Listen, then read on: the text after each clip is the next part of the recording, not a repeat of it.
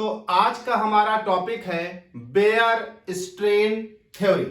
बहुत important topic है जो कि स्टेबिलिटी ऑफ साइक्लोएल्केन्स को एक्सप्लेन करता है। एक लाइन यहां पर हम लिख लेते हैं, फिर हम थ्योरी की बात करते हैं। तो बेयर स्ट्रेन थ्योरी दी गई थी एल्डॉफ वॉन बेयर के द्वारा। एल्डॉफ वॉन बेयर के द्वारा बेयर स्ट्रेन थ्योरी दी गई थी और यह थ्योरी दी गई थी 1885 में। 1885 में तो यह थ्योरी दी थी एल्डॉफ वॉन बेयर ने 1885 में to explain the relative stability of cycloalkanes. Cycloalkanes की रिलेटिव स्टेबिलिटी को एक्सप्लेन करने के लिए यह थ्योरी दी गई। देखिए होता क्या है कि हम सभी लोग जानते हैं कि अगर कोई कार्बन 4 बॉन्ड बना रहा है, 4 सिग्मा बॉन्ड बना रहा है, अगर कोई कार्बन 4 सिग्मा बॉन्ड बना रहा है तो उसका हाइब्रिडाइजेशन होगा sp3, उसकी ज्योमेट्री होगी टेट्राहीड्रल और उसका बॉन्ड एंगल होगा 109 डिग्री 28 मिनट। ऐसे कार्बन की जिसके पास कितने सिग्मा बॉन्ड हो, 4 सिग्मा बॉन्ड हो। फॉर एग्जांपल ये कार्बन है, अगर इसने 4 सिग्मा बॉन्ड इस तरह से बनाए हैं तो 4 सिग्मा बॉन्ड बनाने का मतलब हुआ कि इस कार्बन का हाइब्रिडाइजेशन sp3 होगा, ज्योमेट्री टेट्राहेड्रल होगी और बॉन्ड एंगल 109 डिग्री होगा। तो जब कोई कार्बन 4 सिग्मा बॉन्ड बनाता है तो उसका हाइब्रिडाइजेशन sp3, ज्योमेट्री टेट्राहेड्रल और बॉन्ड एंगल 109 डिग्री 28 मिनट होता है। लेकिन बेयर ने क्या देखा कि जितने साइक्लोएल्केन हैं वो साइक्लोएल्केन्स, बेयर ने क्या देखा कि जो साइक्लोएल्केन्स हैं, इन साइक्लोएल्केन्स में जो रिंग कार्बन है, वो कार्बन जो साइक्लोएल्केन्स के रिंग में इस्तेमाल हुए हैं, जो रिंग कार्बन है बेटा, उनका हाइब्रिडाइजेशन sp3 है। लेकिन sp3 हाइब्रिडाइजेशन होने के बाद भी उन रिंग कार्बन की जो ज्योमेट्री है वो टेट्राहीड्रल नहीं है और साथ ही साथ उनका जो बॉन्ड एंगल है वो 109 डिग्री 28 मिनट नहीं है। इन दो बातों को ध्यान रखें। बेयर ने क्या देखा कि जो साइक्लोएल्केन्स हैं, उन साइक्लोएल्केन्स में जो रिंग कार्बन है, यानी ऐसे कार्बन जिनसे साइक्लोएल्केन की रिंग बन रही है, वो जो रिंग कार्बन है उनका हाइब्रिडाइजेशन तो sp3 है, यानी वो 4 सिग्मा बॉन्ड बना रहे हैं। इस तरह से वो 4 सिग्मा बॉन्ड बना रहे हैं, लेकिन 4 सिग्मा बॉन्ड बनाने के बाद भी उनका ज्योमेट्री जो है वो टेट्राहेड्रल नहीं है और उनका बॉन्ड एंगल जो है वो 109 डिग्री 28 मिनट नहीं है साइक्लोएल्केन्स के रिंग कार्बन का। तो जरा ध्यान से सुनिए क्या देखा जाता है।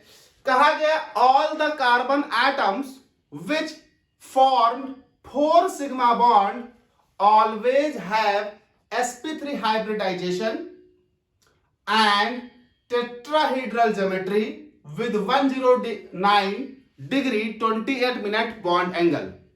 लेकिन बेयर ने क्या देखा कि जो साइक्लोएल्केन्स हैं, साइक्लोएल्केन्स के वो कार्बन जो साइक्लोएल्केन की रिंग बना रहे हैं, उन कार्बन का हाइब्रिडाइजेशन sp3 है, 4 सिग्मा बॉन्ड भी बना रहे हैं, लेकिन उसके बाद भी वो टेट्राहेड्रल ज्योमेट्री शो नहीं कर रहे और बॉन्ड एंगल जो है उनका वो 109 डिग्री 28 मिनट नहीं है।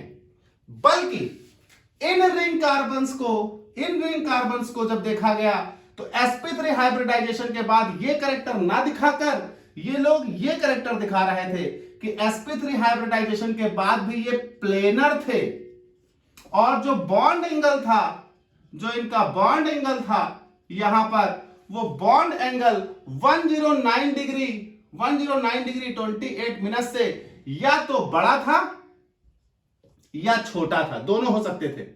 109 डिग्री 28 मिनट से बड़ा भी हो सकता था बॉन्ड एंगल और 109 डिग्री 28 मिनट से छोटा भी हो सकता था बॉन्ड एंगल। तो बेयर ने क्या देखा कि जो साइक्लोएल्केन्स के रिंग कार्बन हैं उनका हाइब्रिडाइजेशन sp3 है, लेकिन उनकी ज्योमेट्री जो है वो टेट्राहेड्रल के बजाय प्लेनर है और उनका बॉन्ड एंगल जो है वो 109 डिग्री 28 मिनट के बजाय 109 डिग्री 28 मिनट से कम या 109 डिग्री 28 मिनट से ज्यादा है। तो बेयर ने क्या बोला कि जो साइक्लोएल्केन्स हैं उनके जो रिंग कार्बन हैं वो अपने बॉन्ड एंगल को या तो कंप्रेस कर रहे हैं या एक्सपैंड कर रहे हैं।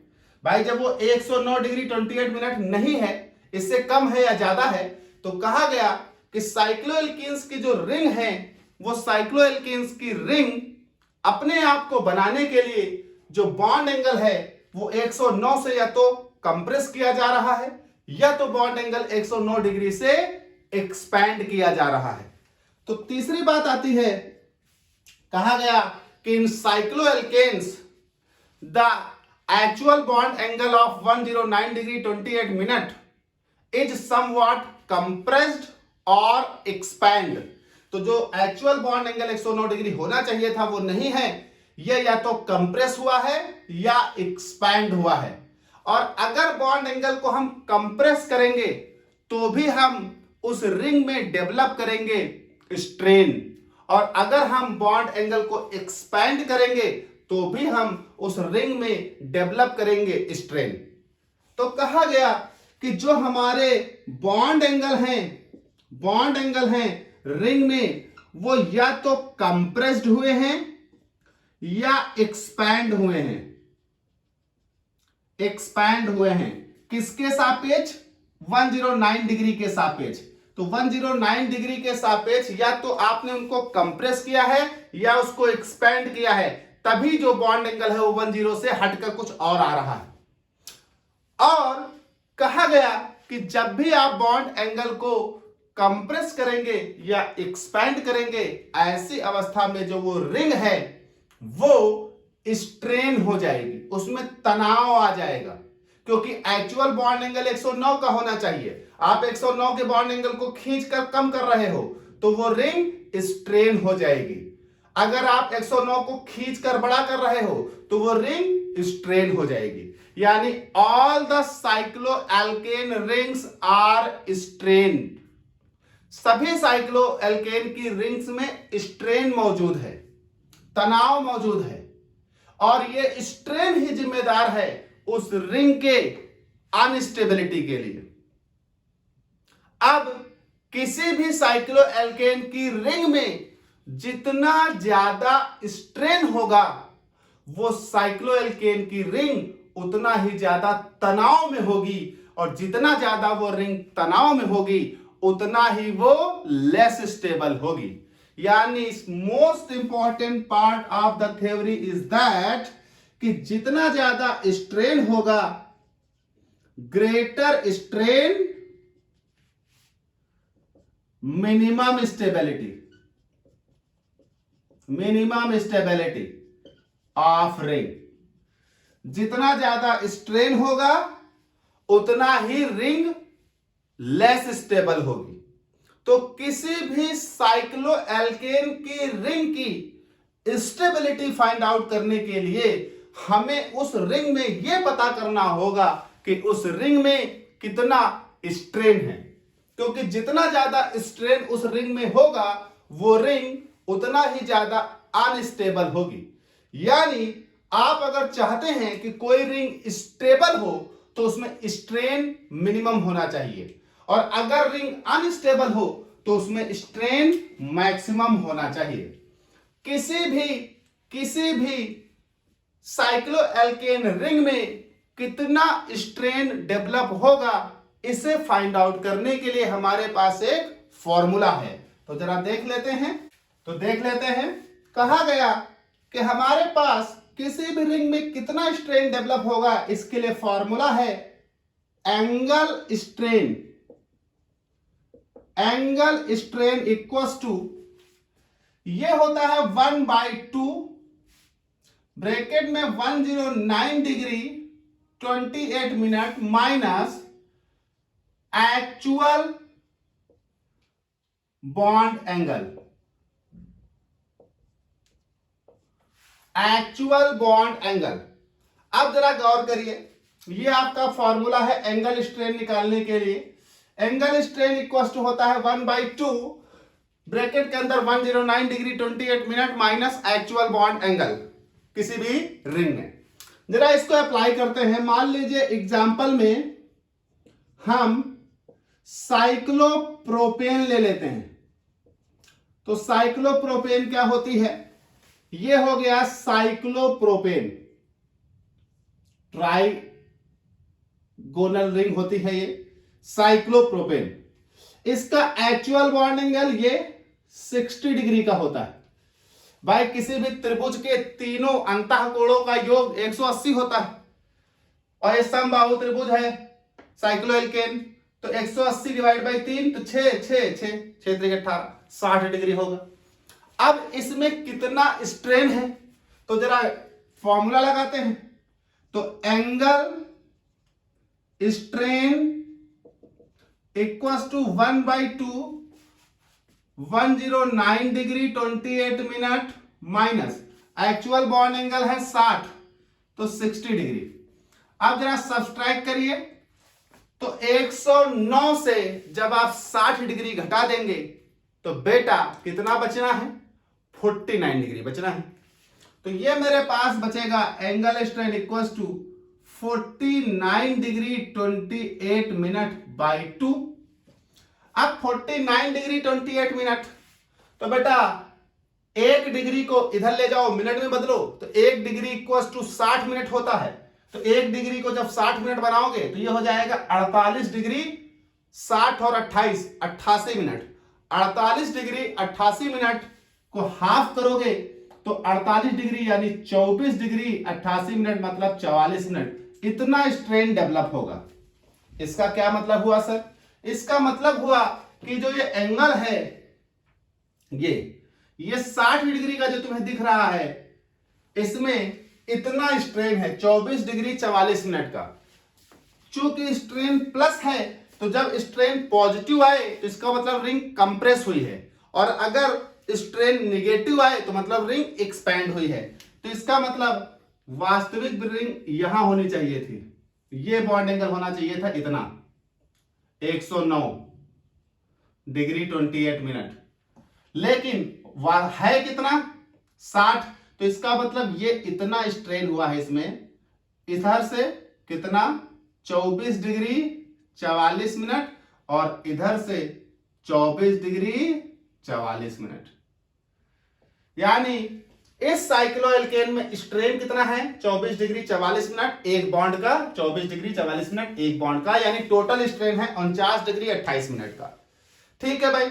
तो साइक्लोप्रोपेन में स्ट्रेन है 49 डिग्री 28 मिनट का टोटल एक एंगल में, बॉन्ड के आधार पर देखें तो 24 डिग्री 44 मिनट। ऐसे एक एग्जांपल और लेते हैं। दूसरा एग्जांपल मैं लेता हूं cyclobutane.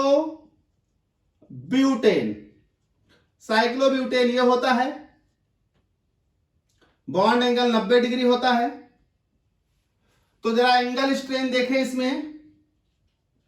Angle strain equals to 1/2 bracket में 109 डिग्री 28 मिनट माइनस 90 डिग्री।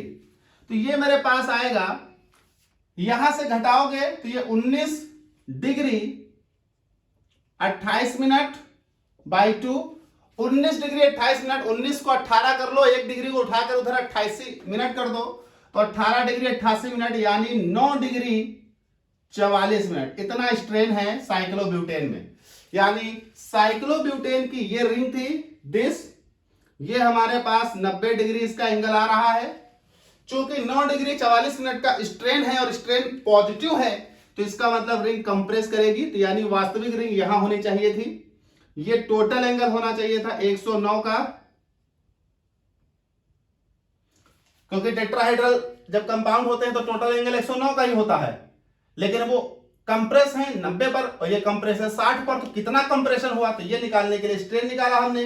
तो ये कितना कंप्रेशन हुआ बेटा, ये कंप्रेशन हुआ यहां पर 9 डिग्री 44 मिनट और यहां पर कंप्रेशन हुआ 9 डिग्री 44 मिनट।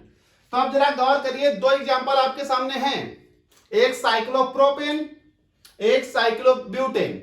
साइक्लोप्रोपेन में स्ट्रेन है 24 डिग्री 44 मिनट का, जबकि साइक्लोब्यूटेन में स्ट्रेन है 9 डिग्री 44 मिनट का। और हम आपको बताकर आए हैं कि greater the strain minimum the stability, जितना ज्यादा एंगल स्ट्रेन होगा स्टेबिलिटी उतनी ही कम होगी। इसका मतलब अगर साइक्लोप्रोपेन और साइक्लोब्यूटेन की बात करें तो साइक्लोप्रोपेन लेस स्टेबल है, साइक्लोब्यूटेन मोर स्टेबल है कंपैरेटिव टू साइक्लोप्रोपेन। ठीक है भाई, तो जरा कुछ और एग्जांपल लेते हैं हम।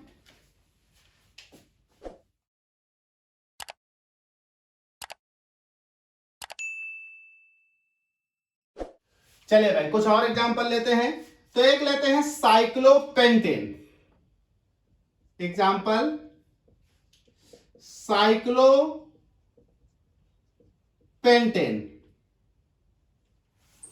आप जरा गौर करिए बेटा, साइक्लोपेंटेन और साइक्लोहेक्सेन, साइक्लोहेप्टेन कोई भी, तो जरा हम साइक्लोपेंटेन आप पर छोड़ देते हैं, करिएगा। एक हम निगेटिव वाला ले लेते हैं, तो हम ले लेते हैं साइक्लोहेक्सेन, साइक्लोहेक्सेन, ताकि एक्सपेंशन भी दिख जाए तुमको। तो ये हो गया साइक्लोहेक्सेन, पेंटेन अपने आप करिएगा। तो साइक्लोहेक्सेन बॉन्ड एंगल होता है 120 डिग्री 120। अब जरा गौर करिए, यहां हम एंगल स्ट्रेन निकालेंगे, angle strain equals to 1/2 109 degree 28 minute minus 120, जरा घटा दीजिए 109 120, तो ऑफ कोर्स 109 120 11 डिग्री और 1 डिग्री से 28 मिनट घटाओगे तो 28 यानी 32, यानी 10 डिग्री 32 मिनट आएगा। तो 10 डिग्री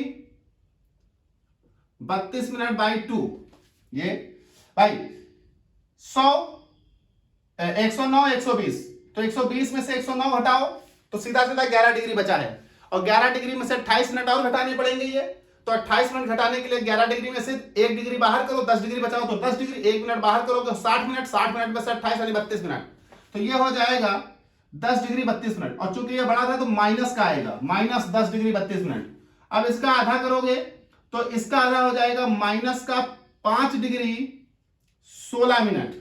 इस बार देखो स्ट्रेन माइनस का 5 डिग्री 16 मिनट है। अच्छा, साइक्लोपेंटेन में प्लस का ही आएगा, इसलिए मैंने वो एग्जांपल नहीं लिया, 2 प्लस के ऑलरेडी लिखे हैं, एक मैं आपको माइनस वाला दिखाना चाह रहा था। तो माइनस का 5 डिग्री 16 मिनट एंगल स्ट्रेन आया है। इसका मतलब क्या हुआ कि माइनस का 5 डिग्री 16 मिनट, अगर एंगल स्ट्रेन प्लस का हो तो कंप्रेशन, माइनस का हो तो एक्सपेंशन होता है। तो जरा इनका बनाकर देख लेते हैं। 120 डिग्री का फिगर है ये, तो ये हो गया दिस 120, ये हो गया 120 एक्चुअल पॉइंट एंगल। होना कितना चाहिए था टेट्राहेड्रल के केस में, होना चाहिए था 109 का, तो यानी 109 120 से छोटा है तो ये अंदर आएगा, ये होगा 109 28 मिनट। इसका मतलब बॉन्ड कंप्रेस हुआ है, बाहर गया है, तो ये कंप्रेशन हो गया। ये देखिए कितने डिग्री का, 5 डिग्री 16 मिनट का एक्सपेंशन है, 5 डिग्री 16 मिनट का एक्सपेंशन है, यानी यहां रिंग ये बाहर की ओर जाएगी ये, जबकि यहां रिंग देखिए क्या हो रही थी, अंदर की ओर आ रही थी, कंप्रेस हो रही थी, ये रिंग कंप्रेस हो रही थी। तो अगर कभी भी एंगल स्ट्रेन निगेटिव आए तो इसका मतलब होगा रिंग एक्सपेंशन, पॉजिटिव आए तो कंप्रेशन। ठीक है भाई, अब एक बात आपको समझनी होगी, चाहे निगेटिव हो चाहे पॉजिटिव हो, कंप्रेशन हो या एक्सपेंशन हो, बात तो वो 109 डिग्री से दूर जाने की ही है।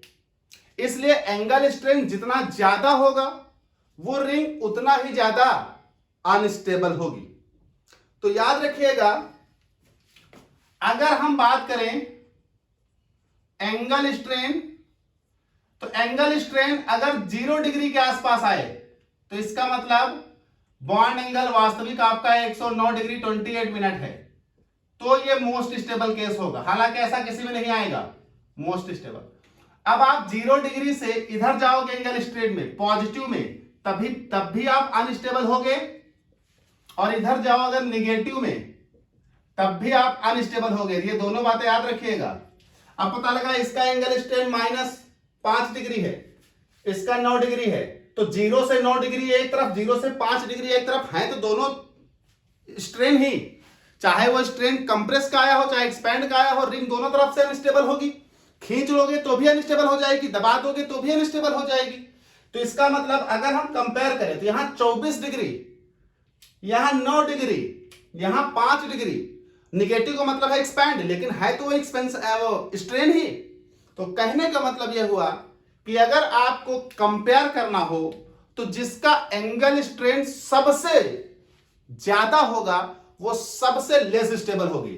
अब यहां 3 लिखी हैं, जैसे साइक्लोहेक्सेन, साइक्लोप्रोपेन, साइक्लोब्यूटेन। अगर इन तीनों को कंपेयर करें तो सबसे लेस स्टेबल है साइक्लोप्रोपेन क्योंकि इसमें 24 डिग्री, और सबसे मोर स्टेबल है साइक्लोहेक्सेन क्योंकि इसमें 5 डिग्री। निगेटिव साइन इंडिकेट कर रहा है कि एक्सपैंड हुआ है, पर स्ट्रेन 5 डिग्री का ही है। ठीक, अब एक बात और समझिएगा जो आपको यहां समझ में आएगी। देखिए, हायर स्ट्रेन का मतलब होगा मिनिमम स्टेबिलिटी, का मतलब होगा मैक्सिमम रिएक्टिविटी। अब ये 3 बातें याद रखिएगा। जिसमें स्ट्रेन जितना ज्यादा होगा वो उतना ही लेस स्टेबल होगी, और जितना ही लेस स्टेबल होगी रिंग तो बेटा उतना ही ज्यादा रिएक्टिव होगी। तो इसका मतलब cyclopropane less stable compare to cyclobutane, दोनों को कंपेयर करो तो साइक्लोप्रोपेन लेस स्टेबल साइक्लोब्यूटेन से, तो फिर साइक्लोप्रोपेन मोर रिएक्टिव साइक्लोब्यूटेन से। ठीक, ऐसे ही आप आगे की ओर सबके एंगल स्ट्रेन निकालोगे, कंपेयर करोगे। जैसे साइक्लोहेक्सेन के बाद अगर हम साइक्लोहेप्टेन निकालें तो साइक्लोहेप्टेन में एंगल स्ट्रेन और ज्यादा आएगा, तो साइक्लोहेक्सेन की अपेक्षा हेप्टेन में एंगल स्ट्रेन और बड़ा हो जाएगा। भले निगेटिव में होगा, मतलब और ज्यादा खिंचाव हुआ उसमें, तो वो और अनस्टेबल हो जाएगी। तो स्टेबिलिटी के आधार पर देखा जाए तो साइक्लोपेंटेन और साइक्लोहेक्सेन लगभग बराबर स्टेबल होती हैं, मोर स्टेबल होती हैं out of all the cycloalkenes.